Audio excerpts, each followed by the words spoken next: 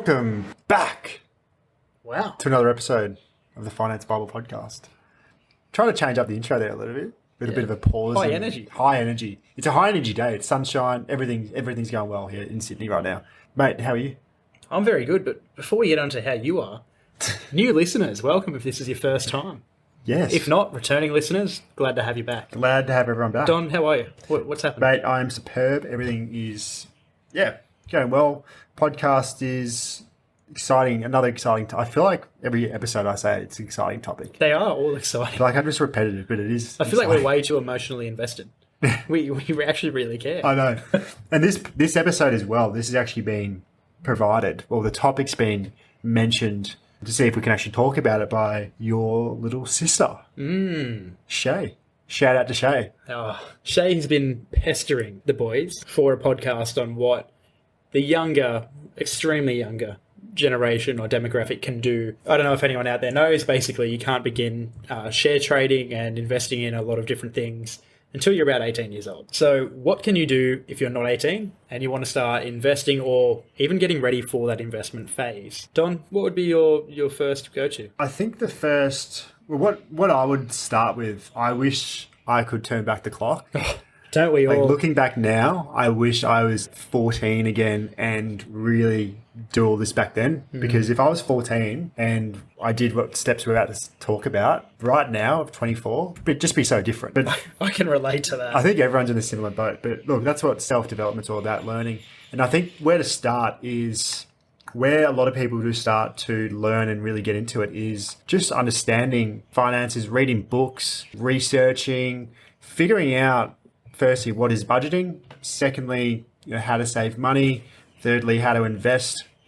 We always say it, but Rich Dad Poor Dad is probably the best book I've ever read in regards to that. It's a very simple kind of book, but that was my first book I ever read in terms of the finance side of things and investing and building passive income. And so I think starting a book like that when you're young will really open up the whole world of investing in personal finances to you. It will get you out of the traditional way of thinking, and definitely. It'll just allow you to think in a different way and open up your mind to other possibilities that you haven't been introduced to yet. Yeah, and then you'll start researching, what you've been reading about, and all of a sudden a new can of worms opens.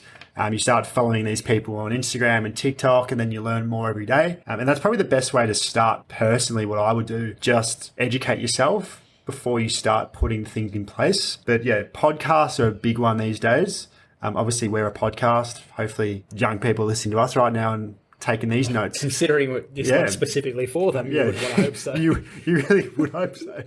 But podcasts are a great source of information. Brilliant. Because 30 years ago, people wouldn't know anything unless you went to school, and they don't even teach you this stuff in school. But, your parents, family, friends, you'd have to get all this information from them or go to the library and actually get a hard copy book. Wow. Now it's literally just in the palm of your hands. Got the power of the sun in the palm of your hand. Wow, very deep. But yeah, your phone, your laptop, your iPad, your tablet, whatever you have, your smart watch, you can do anything on that and you can learn. You can just continue to learn and develop yourself. So when you are 18 and ready to start these investments and get into the real world, you're set. Yeah, I would firstly read Rich Dad Poor Dad, great by you.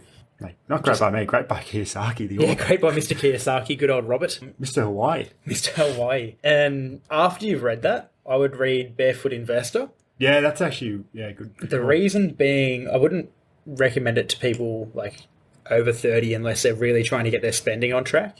But for the under 18 demographic, I think that it will teach you pretty valuable lessons in terms of structure and how to get your bank account set up in a way and reduce your spending.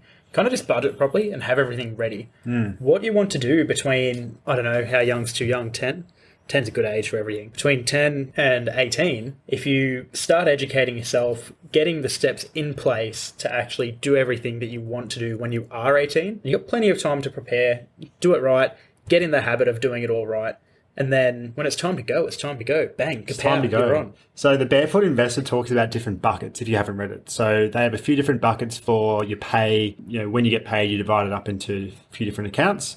So if you are in that age bracket 10 to 18 and you're reading these books and you are working, in that time, because you're living at home, well, I'd assume the majority are living at home this time. I hope so. You might not be. Some people don't have the luxury to live at home. So if you are lucky enough. But isn't where they live home? Isn't that All what you the do? time. You call home? I think home can...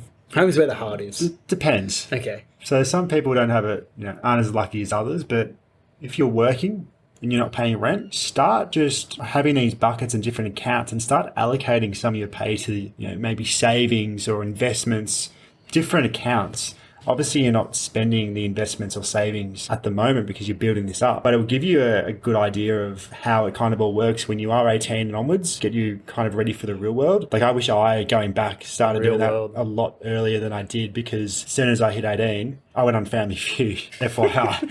Which is good fun. National celebrity. We won a bit of money on Family Feud. But because I was 18, went to the club Straight with the to the boys. Saturday night at the club, girls and the boys knew that I just won quite a bit of money. I think it was like 10 grand on Family Feud. Wow. So they're all coming up, buying round, let's go. Carried away. Oh, you've got to do it. Spent all the money in 4 weeks. Wow. But that's because I had not read anything. I didn't really care.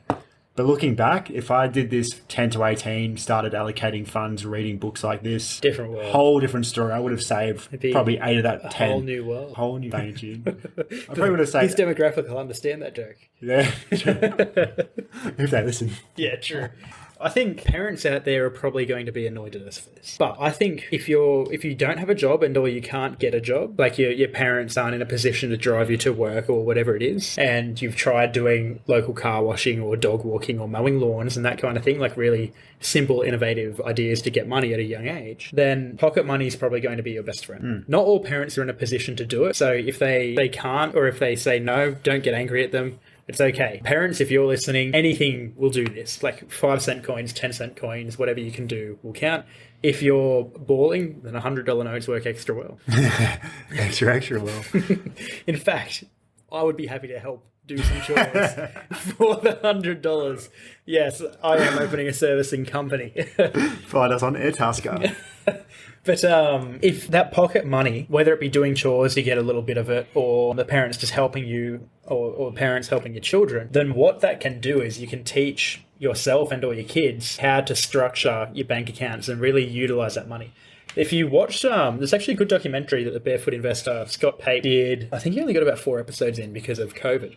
But he was going to schools and practicing his technique on students. And that's a really good program that he got going and the kids got really excited about. Literally like little silver coins, like saving money and learning about it. And this was between like 6 and 10 years old. Yeah.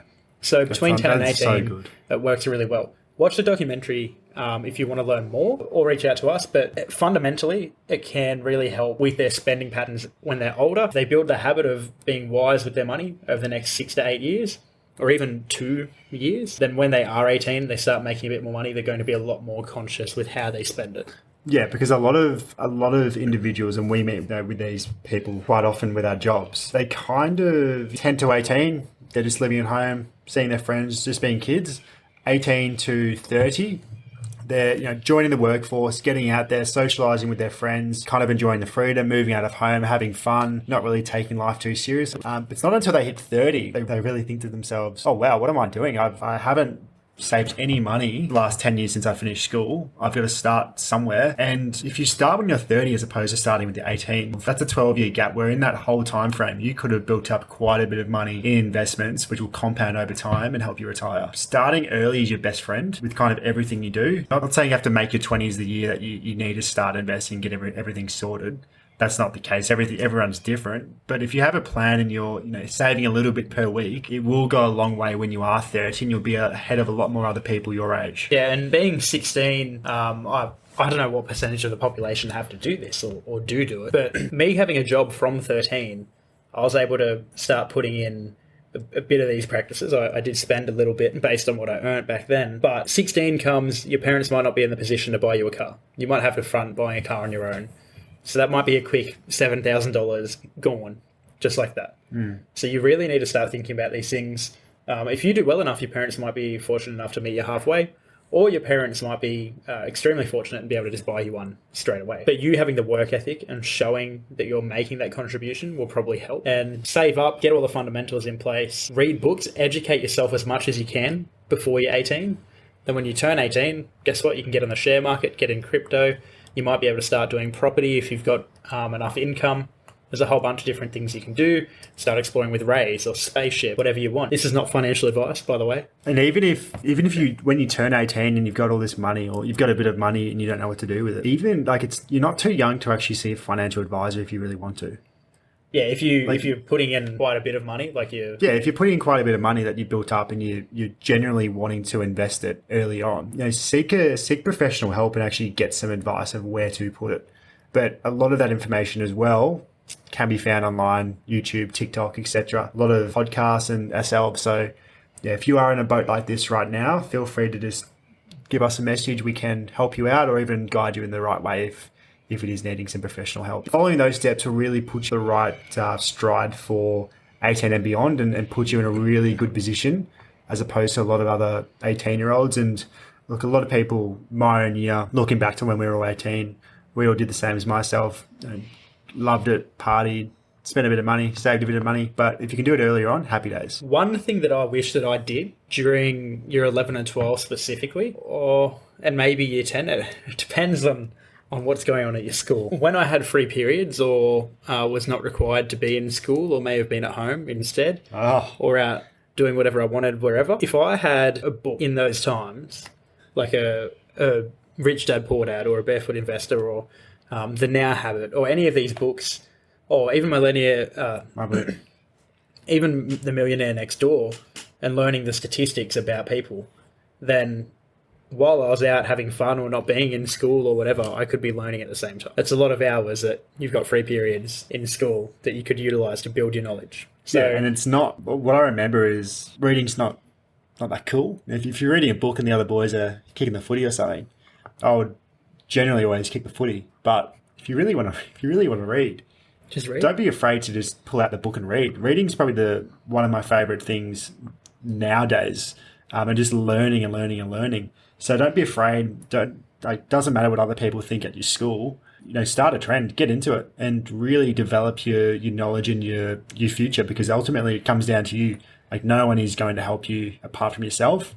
Others might guide you and give you some advice, but at the end of the day, it really comes down to yourself. And if you don't put in the work and the effort, there's not much more you can really do. One final tip from me before we go is when you start making a bit of money and you're in school, it might feel cool or be cool to do things, to spend money at certain places, or you might just get hungry and go, I can just buy lunch every day. All good. That $10 a day on lunch over a year can add up to about 20 grand based on the days you're at school. I mean, think about it. Do you really need to spend that much money on food or drinks or whatever you're doing at that point in time? Probably not. Show off. Yeah, so just think about that when you do it. Think about it. Well, yeah, that's our points. If you have any more comments, queries, concerns, anything, you know where to find us. Get the website, get the Instagram page, DM us. But yeah, please jump on the Spotify, give us a rating.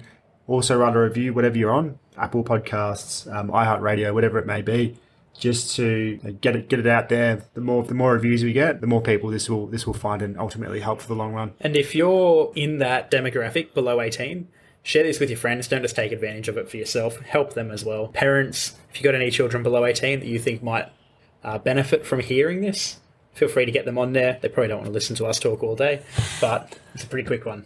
It's short and sharp. But yeah, enjoy your day, night, morning, whatever you're doing. Just get into it and tackle it head on. Very motivational. Very motivational.